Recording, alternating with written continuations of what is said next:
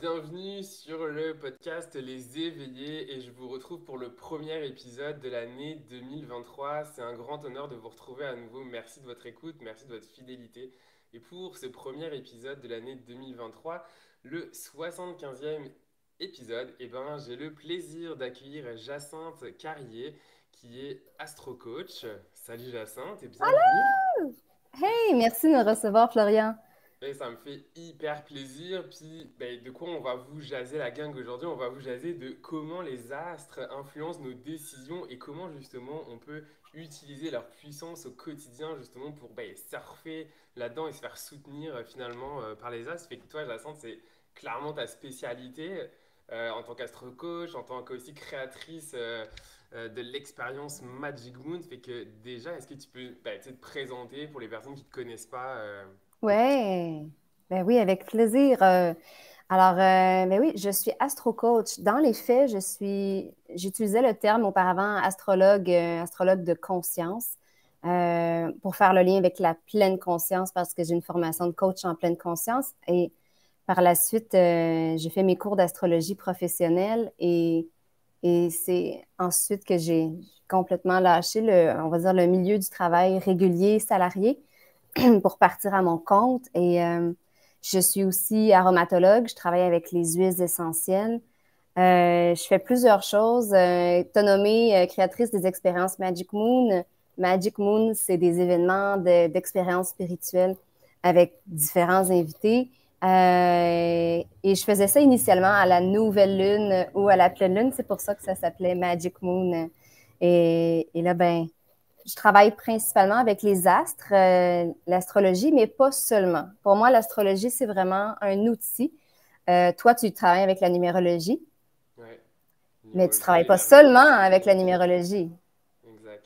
Donc, c'est la même chose pour moi, mais je trouve que les astres sont une porte d'entrée extraordinaire pour connecter à notre intuition, au monde subtil, à l'invisible.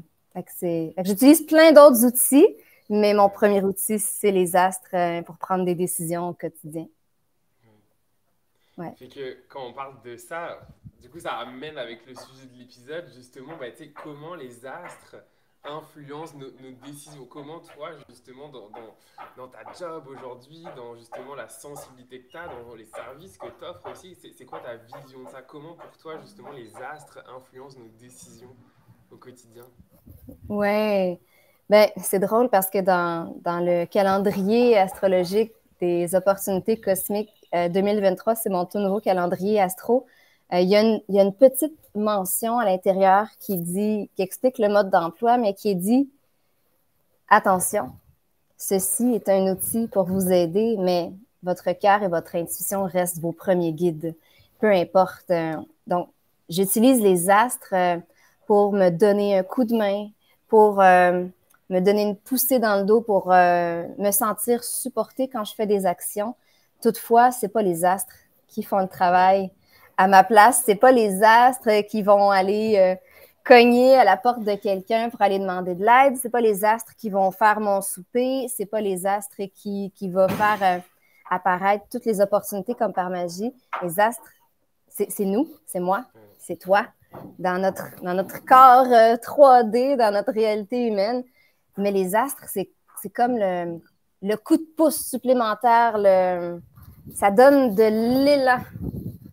Donc, Ouais. c'était Mais quoi quand la tu question? parles d'élan, non mais c'est parfait, quand tu me parles d'élan, moi ce qui me vient c'est que finalement les astres, là mettons les planètes, les alignements des planètes avec les signes astro, tout ça, mettons que ça peut donner des élans énergétiques dans certains domaines de notre vie, pro, perso, amoureuse, etc. Puis quand on parle d'élan, c'est un peu ça, quand moi j'entends, tu sais, on peut utiliser les astres d'une manière positive aussi, c'est comment on peut comme surfer sur un élan énergétique à un moment donné dans un domaine. Et c'est là Oui. que finalement ton calendrier, puisque tu fais entre en jeu, c'est que ça prend soit de le capter, ou soit d'avoir des outils pour savoir un petit peu, tiens, où est-ce que je peux aller mettre un élan, par exemple. Exact. C'est drôle parce que dans le fond, les clientes du calendrier puis du programme que je fais qui s'appelle Mon année cosmique me disent, Jacinthe, quand je ne regarde pas les dates du calendrier en astrologie, des fois, j'oublie, puis je vais regarder par la suite et je me rends compte qu'il y a des événements dans ma vie qui coïncident quand même totalement avec les opportunités cosmiques du calendrier. Par exemple, que ce soit dans le sujet, exemple, mettons qu'il y aurait une date d'opportunité amour, la personne n'a pas planifié rien de spécifique ou consciemment avec intention cette journée-là, mais quand elle regarde en arrière, elle fait comme « Oh my God! OK, mon intuition a été bonne sans même y penser. Il s'est passé quelque chose dans ma vie amoureuse cette journée-là où j'ai posé une action dans ce thème-là dans ma vie, puis il est arrivé quelque chose. C'est un outil qui aide à se connecter et à faire confiance à son intuition. Puis au début, ça nous donne vraiment quand même un coup de main. Tu sais, je pense qu'il faudrait que je t'explique pourquoi j'ai créé cet outil-là. Ça risque de bien expliquer Ça t'est venu. Oui, c'est ça. Ben, c'est aussi simple que en suivant mes cours d'astrologie, j'ai été en contact avec, ça c'est un secret bien gardé de plusieurs astrologues, c'est l'astrologie élective. Il y a très peu d'astrologues qui pratiquent l'astrologie élective. C'est un type d'astrologie qui est très ancien et qui a très peu été ramené dans le monde moderne. Parce qu'il y a des textes qui datent de très, très longtemps, là, médiéval et avant, et l'astrologie est presque décédée. Après la Renaissance, au moment de l'ère moderne, plus, entre guillemets, scientifique, dans les années 1700. Et parce que l'astrologie était enseignée dans les universités avant. Okay. Ça, c'était extraordinaire, mais ouais. Oui, oui, carrément. Et ça l'a arrêté. Puis l'astronomie a suivi, a pris le dessus, on va dire, dans le monde scientifique. Mais l'astrologie est revenue en force à la fin des années 1800. Et tous les textes, les anciens textes d'astrologie qui ont été ramenés dans le monde moderne, traduits d'anciennes langues perdues, n'ont pas tous ramené le savoir de l'astrologie élective. Donc, il n'y a pas beaucoup de livres ou de cours dans ce sujet-là. C'est quoi l'astrologie élective? Oui, mais c'est quoi? Qu'est-ce que c'est? C'est élective, vient du mot élection.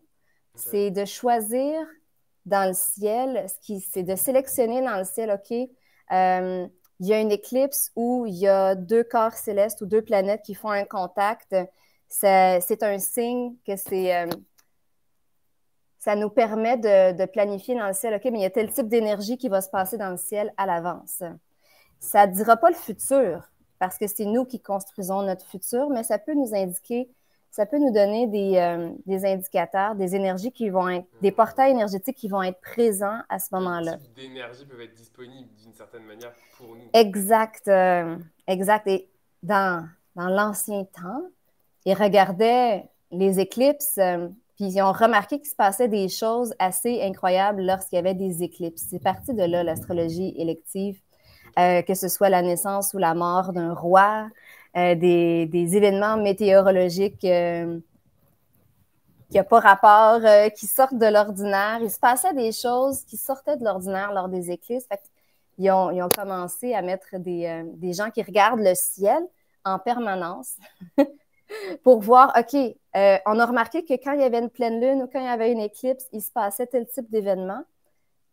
Puis là, on veut prévenir ces événements-là, on veut se préparer d'avance, donc on va voir les signes précurseurs dans le ciel quand ça va réarriver. Parce que ça fonctionne par cycle. Il y a des éclipses à chaque année. Donc, ça permettait de voir venir d'avance un peu ce qui allait se présenter comme énergie disponible, comme tu as dit tout à l'heure, au lieu de simplement subir ce qu'il y a dans le ciel. Ouais. Parce qu'il y a des énergies qui peuvent nous ralentir et d'autres qui peuvent nous propulser.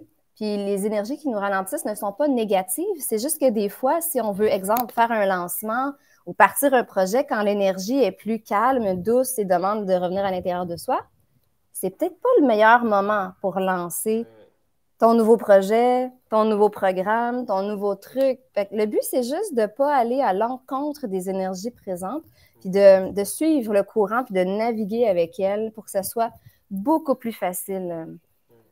J'adore ce que tu dis parce qu'il y a vraiment une dimension aussi d'acceptation de ce qui est là, Puis d'en faire une force, tu sais, c'est comme, moi, tu sais, les rétrogrades, là, genre, ah, c'est un crime, ça rétrograde, là. Mais en même temps, tu sais, moi, il y a peu de temps, j'ai changé de mindset là-dessus, en mode, ok, mais rétrograde, c'est fun, c'est un moment d'introspection, tu reviens un peu plus à toi, tu prépares, etc. Versus être dans la contraction. Oui, Tu sais, c'est ça qui m'amène, c'est à un moment donné, accepter ce qui est là, puis surfer sur ça versus être dans la contraction, être dans le fight. exact. Ben, tu as très bien résumé, c'est exactement ça. Le but, c'est de ne pas aller à contre-courant des énergies présentes qui sont universelles. Le cosmos, je veux dire, on ne peut pas se battre contre le cosmos. Et c'est vraiment d'aller dans la même direction que le courant pour que tout soit plus fluide, plus facile. Puis comme j'ai dit, les astres ne construiront pas ta maison à ta Non, place. ça serait Euh, bien, mais. mais, oui, ça serait bien.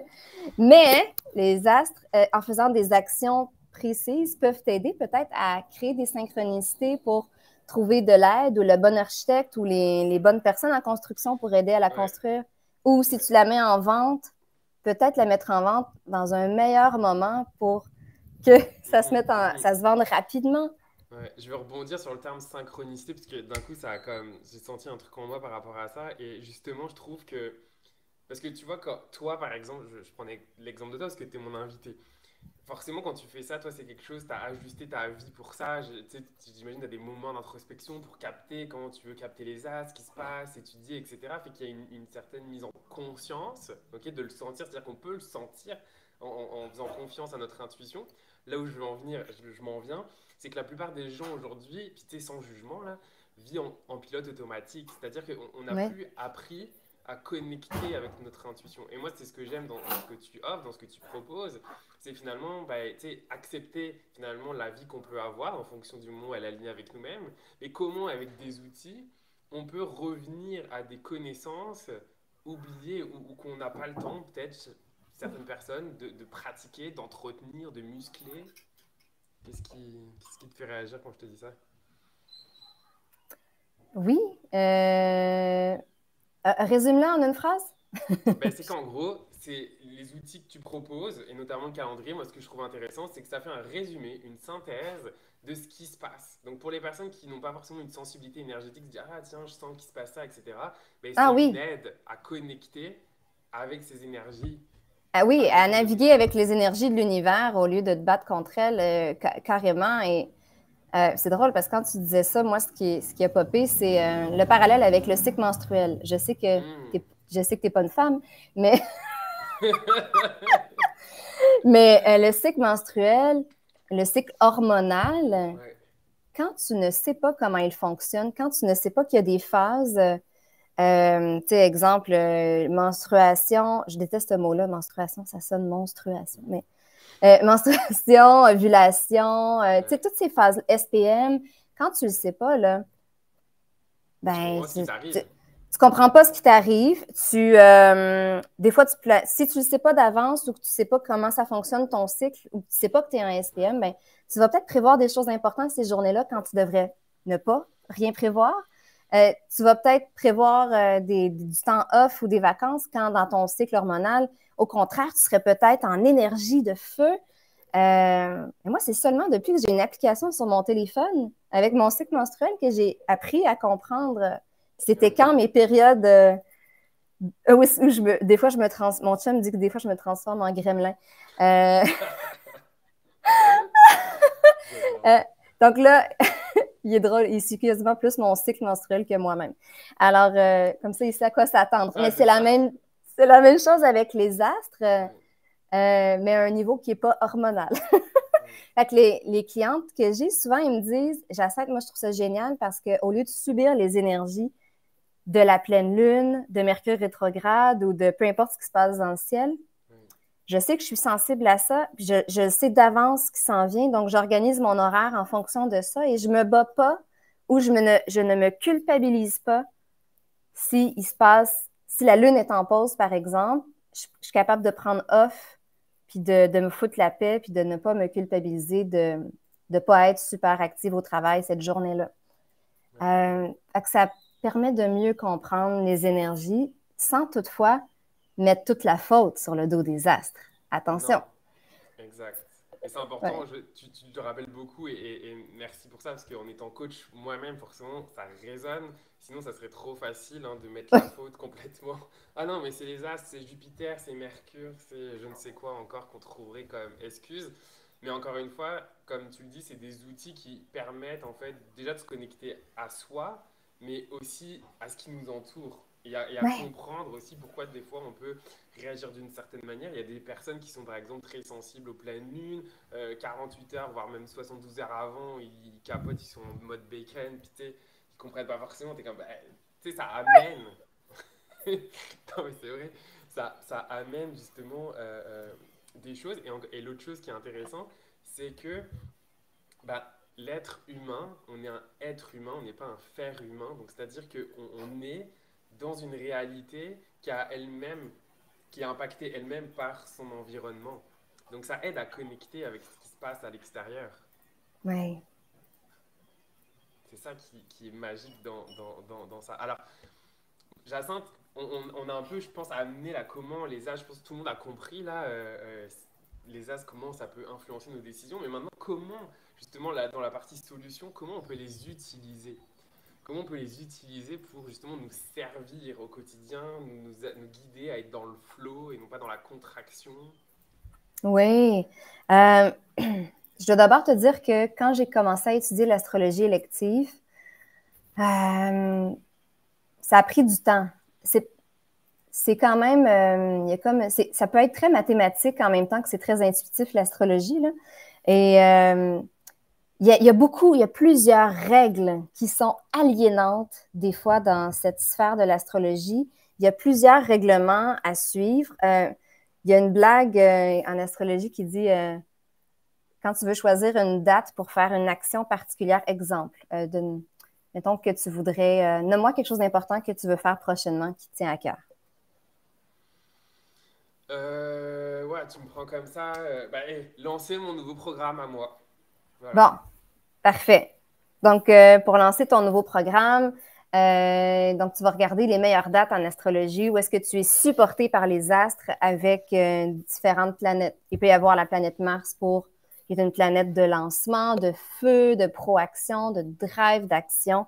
Il peut y avoir Jupiter qui est la planète de l'expansion, la chance, les opportunités, la croissance. Il y a d'autres planètes aussi, Vénus, l'argent, peu importe. Donc, tu veux sélectionner des journées où les planètes font des transits, des contacts entre elles précis, des contacts harmonieux, idéalement. Mais il y a plein d'autres règles qu'on ne voit pas, qui ne sont pas écrites. Évite quand Saturne fait telle chose, évite quand la Lune fait tel autre mouvement, évite quand le dernier aspect de la Lune il fait ça. Il faut que l'orbe soit appliquant et non séparant. Il y a vraiment un paquet de choses. Et quand j'ai vu ça, j'ai fait d'accord, d'accord. Puis moi, même si j'ai mes cours en astrologie, même si je suis astrologue, astro-coach, quand je suis fatiguée, quand je suis dans mon mode gremlin, quand je suis pas réveillée le matin puis que j'ai les yeux croûtés parce que je me réveille, mais que je veux quand même voir qu'est-ce qui se passe énergétiquement selon les astres dans le ciel, dans les éphémérides, ça nous donne les contacts des planètes. Euh, il y a tellement de trucs à analyser en même temps pour avoir une bonne idée de ce qui se passe dans le ciel cette journée-là, pour savoir si c'est une bonne journée ou pas pour Mhm.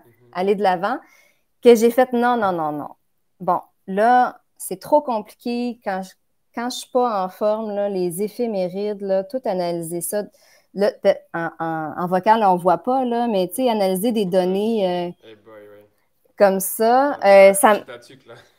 mais là, j'ai fait, bon, je vais me simplifier la vie et je vais créer un calendrier où est-ce que j'ai déjà appliqué tous les critères de base que je souhaite pour vraiment présélectionner comme les meilleures journées pour chacun des thèmes importants dans ma vie. Intuition, prospérité, abondance, Mhm. amour, santé, vitalité, marketing, c'est possible aussi en astrologie, lancement, carrière, etc. Et là, ben, j'ai fait le travail avec ma collègue Vanessa et on a développé une base de méthodologie qui nous a permis de créer la première édition du calendrier en 2020. Et je m'en allais où avec ça? Ah oui, fait que dans le fond, l'objectif de cet outil-là, c'était vraiment, je l'avais créé pour moi d'abord, Ouais. C'est mais ça, en fait, dans un but, tu l'as créé finalement à la base pour toi, pour t'aider, te faciliter la vie. oui, pour me simplifier la C'est ça, hein? vie, Ouais. exactement. Et là, ben, je me suis dit, ben là, je ne peux pas garder cet outil-là juste pour moi. Fait que là, j'ai commencé à le partager, puis les gens ont vraiment apprécié, capoté, parce que c'est pas, j'ai pas croisé personnellement de calendrier astrologique qui faisait la même chose. Mhm. Ouais. Ouais.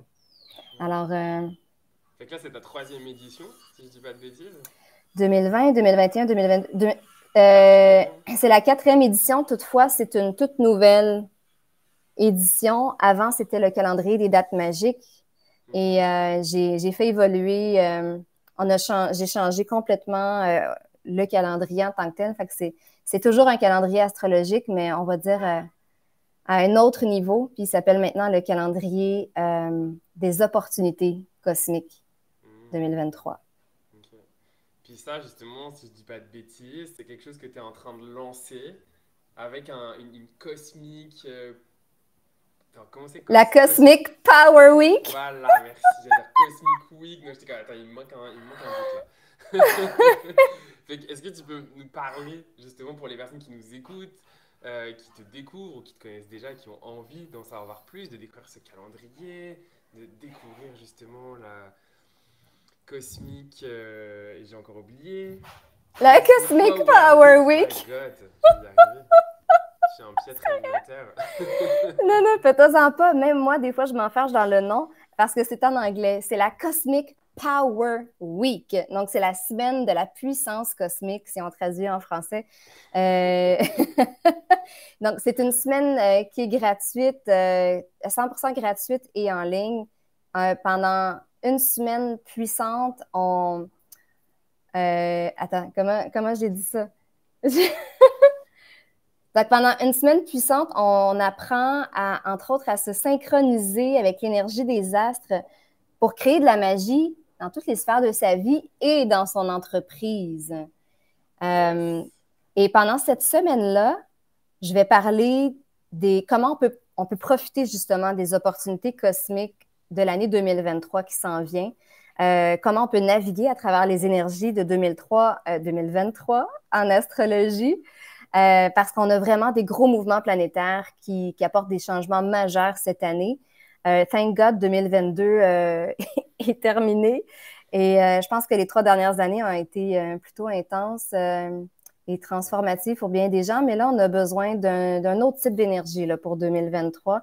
Donc, comment les astres nous accompagnent là-dedans cette année? Qu'est-ce qui se passe de nouveau? Mais il n'y a pas seulement moi qui participe à donner du T'as des contenu invités, hein, durant. j'ai vu. Et donc, on a Chantal Lutfi qui vient parler de. Ben, elle va nous faire une transmission canalisée exclusive des énergies de la source pour 2023, évidemment, selon son filtre médium à elle. Mhm. Euh, Puis Chantal, ben, je suis vraiment honorée parce que c'est rare qu'elle fait des apparitions, on va dire, publiques. Et on a aussi, Cheb qui vient nous parler de la numérologie pour l'année 2023, qui est une année 7, as you already know, parce que toi-même, tu fais de la numéro. Et on a Caroline Leroux, qui est enseignante de communication animale, pionnière dans son domaine, qui va venir nous livrer le message canalisé de l'animal totem de l'année 2023. Mhm. Et plein d'autres activités, mais Et c'est 7 toi jours. aussi? Ah oui, mais j'ai parlé de moi au début, ouais. Moi, je fais 3 interventions Ouais. vraiment excitantes. Fait que, Vision 2023, qu'est-ce qui se passe en 2023 en astrologie? C'est quoi Euh, un petit teaser? C'est quoi? Sans nous dire, hein, parce que le but c'est bien évidemment être t'écouter. T'as-tu un petit teaser de ce qui nous attend en 2023? Comme je t'ai dit tantôt, on change complètement d'énergie. On a Pluton qui change de signe en Verseau. Pluton change de signe vraiment pas souvent. On sort enfin, on entre dans l'ère du Verseau finalement de façon beaucoup plus officielle. On était déjà en transition dans l'ère du Verseau, puis la transition n'est pas terminée, mais on attendait que Pluton, la planète la plus lente du système solaire, change de signe en Verseau pour, on va dire, officialiser davantage l'entrée dans l'ère du Verseau. Et 2023 met la table pour ça. Donc, il y a des gros changements majeurs qui s'en viennent cette année. Puis je vous en reparle dans la Cosmic Power Week.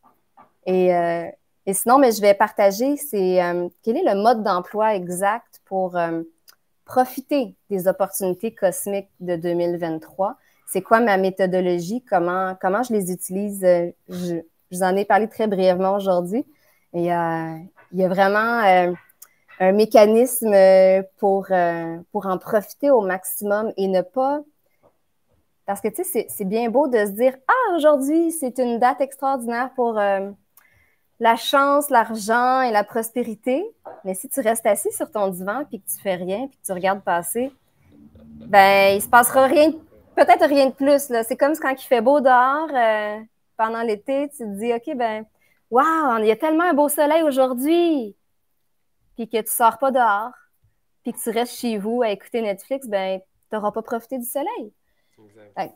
Fait que je vais donner ma méthodologie pour savoir comment profiter des astres au maximum et je vais partager les secrets de la lune en pause, qui est un autre indicateur en astrologie élective qui est très peu exploité, je trouve, en astrologie, mais qui est vraiment essentiel pour moi pour savoir c'est quand les moments pour aller de l'avant et les moments pour arrêter et revenir davantage à l'intérieur de soi. Par exemple, je n'envoie jamais d'infolettre ou presque quand la Lune est en pause. J'attends que la Lune recommence à transmettre sur Terre les énergies des astres dans le ciel. Ok. Fait que, En tout cas, ça donne envie de participer, plein de petites bouchées pour oui, justement, ouais, envie d'aller justement goûter, vu qu'on parle de bouchées, goûter à la Cosmic Power Week. Donc du coup, ce sera du 15 au 21 janvier, hein, si je dis pas de bêtises, dans les dates que j'ai notées. c'est exact. Ouais, et c'est gratuit. Yes. Fait que pour vous qui nous écoutez, eh bien, en audio, vous avez les liens justement dans la description pour soit rejoindre Jacinthe sur sa page Facebook ou tout simplement pour aller s'inscrire à l'événement gratuit. Sur YouTube, c'est juste en dessous justement de l'épisode. Fait un gros merci Jacinthe parce que toi-même, justement, comme tu me l'as partagé en introduction, tu acceptes rarement des invitations à des podcasts, etc. Fait que j'ai beaucoup de gratitude de t'avoir en plus sur le premier épisode, justement 2023, des éveillés, pour justement nous permettre de nous éveiller. Tiens, c'est magique. Voilà. À l'année cosmique 2023, fait que un gros merci de ta présence. Merci à toi, Et Florian, pour ton invitation. J'aime beaucoup ta Florian vibe. merci. Fait que, merci à vous pour votre écoute et puis je vous dis à mardi prochain pour un nouvel épisode des éveillés et puis à peut-être à la Cosmic Power Week de Jacinthe. À Oui, bientôt! bye.